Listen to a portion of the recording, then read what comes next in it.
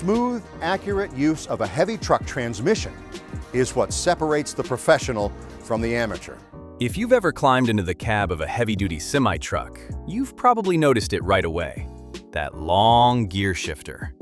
Tall, intimidating, and covered with switches that make it look more like something from a machine shop than something in a normal vehicle. To most people, that stick has one name: the 18-speed. What we have is an 18-speed Eaton Fuller transmission, okay? It's the biggest transmission that they make now. And to the average person, it looks like a nightmare. People imagine the driver wrestling that shifter every few seconds, jamming through gear after gear just to get moving through an intersection. Movies love this image.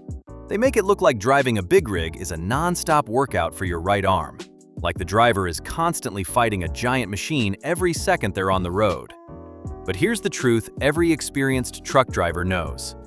The 18-speed is one of the most misunderstood parts of the trucking world. And in a strange way, it's kind of a lie. Because if you ever see a driver actually using all 18 gears just to get up to highway speed, one of two things is probably happening.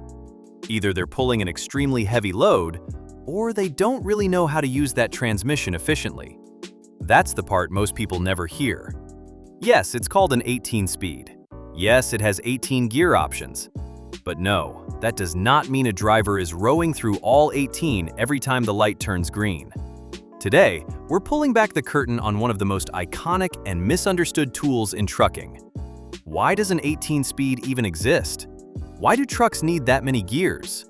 Why do drivers usually skip a bunch of them? And what does that little splitter switch actually do?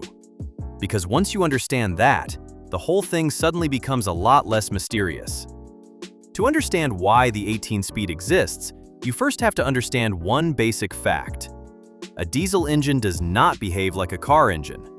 A gas engine in a regular car is pretty forgiving. It can rev high, rev low, recover quickly, and still do its job. It's flexible. It's like a sprinter. It can move around a wide range without much trouble. A big diesel truck engine is different. It's more like a power lifter. It makes huge torque, but it really wants to work in a narrow range where it feels strong, efficient, and smooth. Most of the time, that sweet spot sits somewhere around 1,200 to 1,500 revolutions per minute. That's where the engine likes to live. That's where it pulls best. That's where it makes power without wasting fuel or lugging itself to death. Now imagine trying to move 80,000 pounds from a dead stop. That is not like pulling away from a red light in your pickup. That is a massive amount of weight, and the engine needs serious leverage just to get those tires rolling for the first time. Think about riding a mountain bike uphill. At the bottom of a steep hill, you don't start in a hard gear. You drop into an easier gear so your legs can start turning without stalling out. If you try to start in too high a gear, everything feels heavy, awkward, and dead. A fully loaded semi-truck works the same way. Those lower gears are there because the truck needs mechanical advantage. It needs small, controlled steps at the beginning so all that weight can start moving without choking the engine or shocking the drivetrain. So then the obvious question is this: why 18? Why not 10? Why not 12? Why not something simpler? Because when you're carrying serious weight, the gap between gears matters. A lot. If the jump from one gear to the next is too wide, the engine speed drops too far during the shift. And when that RPM falls below the diesel engine's sweet spot, the truck starts to lug. It loses momentum, the pull weakens, and the whole machine suddenly feels like it's working against itself. That's bad for power. It's bad for fuel economy. And in some situations, it can be dangerous. The 18-speed exists because it gives the driver more control over engine RPM. It lets them keep the engine in the right range whether they're starting on a hill, crawling through mud, hauling a monster load, or coming down a mountain with gravity pushing thousands of pounds from behind. That's the real purpose of all those gears. But now we get to the secret. Most of the time, drivers don't need all that precision, and that's where the myth falls apart. Because in the real world, professional drivers skip gears all the time. This is called skip shifting, and it's one of the biggest reasons the 18-speed is so misunderstood. Let's say the driver is bobtailing, meaning they're driving the tractor without a trailer. Or maybe they do have a trailer, but it's light. Empty pallets. Light freight. Something that doesn't come close to maxing out the truck's pulling power. In that case, the truck has way more torque than it really needs. So why waste time going through every single gear? Why drag out acceleration? Why burn extra fuel for no reason? A skilled driver won't do that. They'll skip. They might start in second instead of first, then jump to fourth, then flip the range and move up from there. Instead of shifting through every possible step, they may only make 5 or 6 real shifts before they're already at highway speed. And the truck handles it just fine. Why? Because the engine has enough torque to bridge the gap between those gears without struggling. That's what separates a professional operator from someone who just thinks more shifting automatically means better driving. A good driver uses the gears they need, not every gear they have. And this makes a lot more sense once you understand how the 18-speed is actually built. Because here's what many non-drivers don't realize. It is not 18 completely different positions on the floor. You're not searching through some giant maze for gear number 14. The pattern is much simpler than it looks. At its core, it's basically a standard shift pattern that gets reused. You have low range and high range. That's controlled by the range selector. Then you have the splitter switch, usually mounted on the side of the shifter. And that splitter divides the major gears into smaller steps. That's the real trick. That's what makes the system feel complex from the outside, but smart from the driver's seat.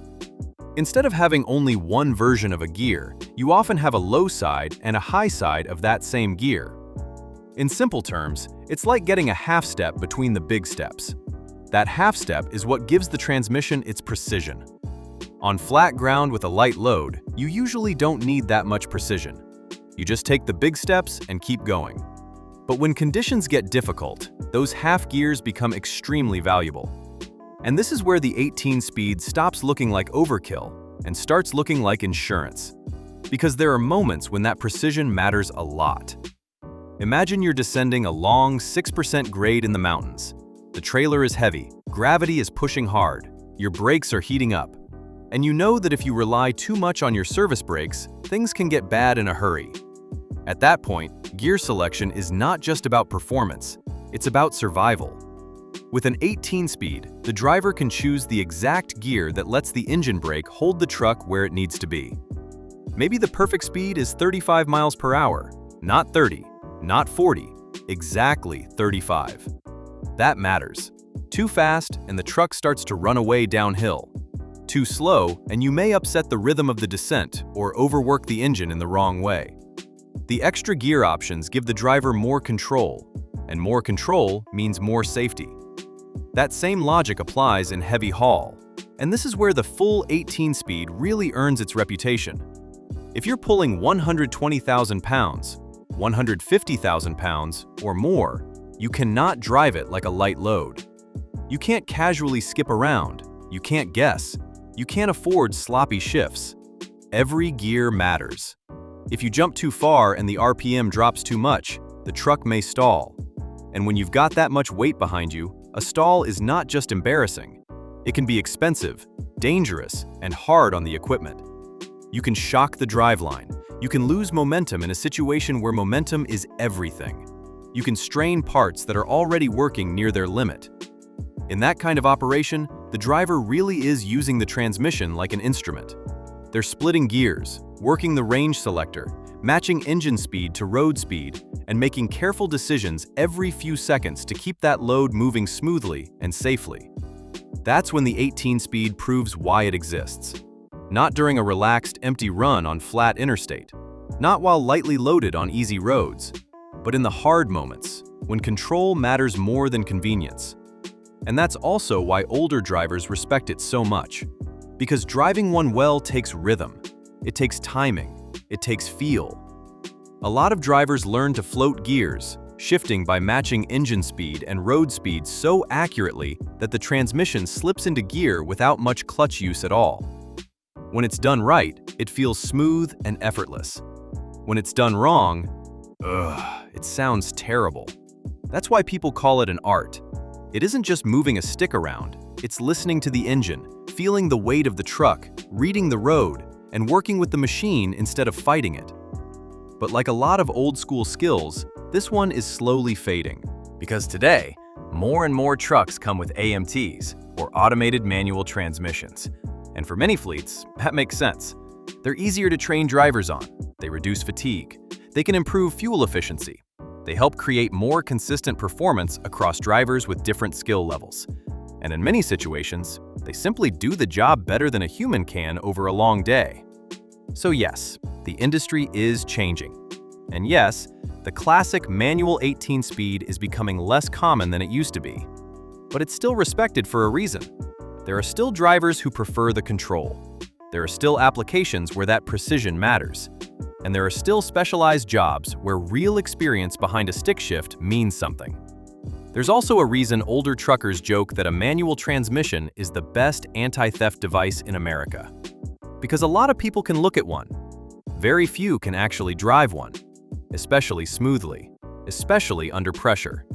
So in the end, is the 18-speed a lie? In one sense, yes. It's a lie because people imagine 18 separate gears constantly being used, when in reality, most drivers only use what the situation calls for. On a normal run, especially with a lighter load, a pro driver may skip plenty of them without thinking twice. But in the most important way, it's also absolutely real. Those extra options are there when they matter. They're there for mountain grades. They're there for heavy haul. They're there for low-speed precision. They're there for those moments when being off by just a little is too much. That's the real story of the 18-speed. It's not about using every gear all the time. It's about having the right gear when you need it most. It's about being efficient when the load is light and precise when the stakes are high. And that's what separates someone who just holds the steering wheel from someone who truly knows how to operate a truck. So what do you think? Is the manual 18-speed a dying breed as automated transmissions take over? Or will there always be a place for the stick shift in heavy haul, mountain driving, and specialized trucking where total control still matters? Let me know in the comments. And if you want more real trucking talk without the Hollywood nonsense, hit subscribe and stick around for the next one.